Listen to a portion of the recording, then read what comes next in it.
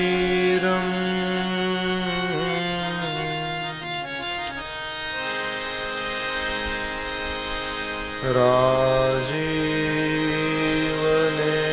राजीवनेत्रम्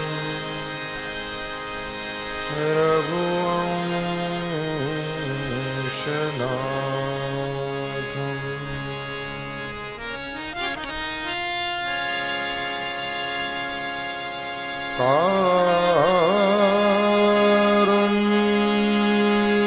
कारुण्यरूपम्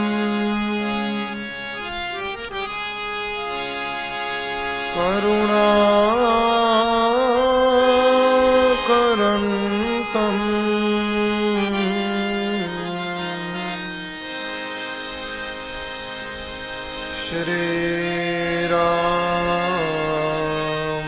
श्रीरामचन्द्रम् शरणं प्रपद्ये।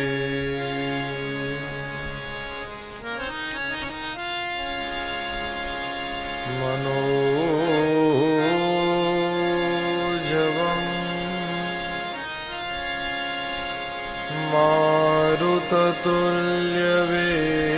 मारुततुल्यवेगम्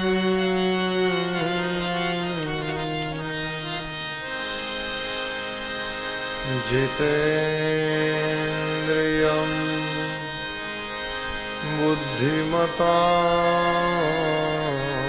वरिष्ठम्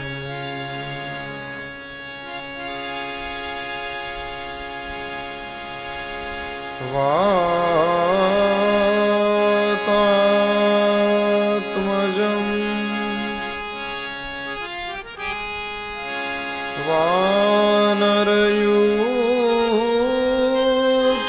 वानरयूथमुख्यम्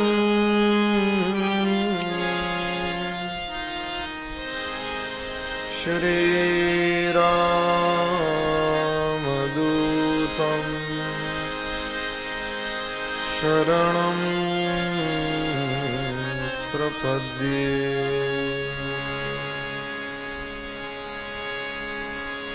श्रीरामचन्द्र भगवान की जय।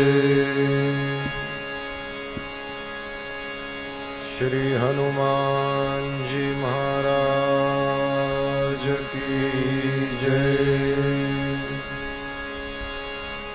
सद्गुरु देव की जय।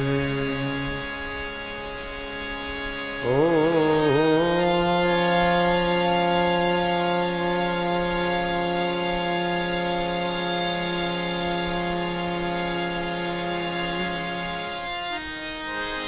नमः पार्वती पतये हर हर महादेव।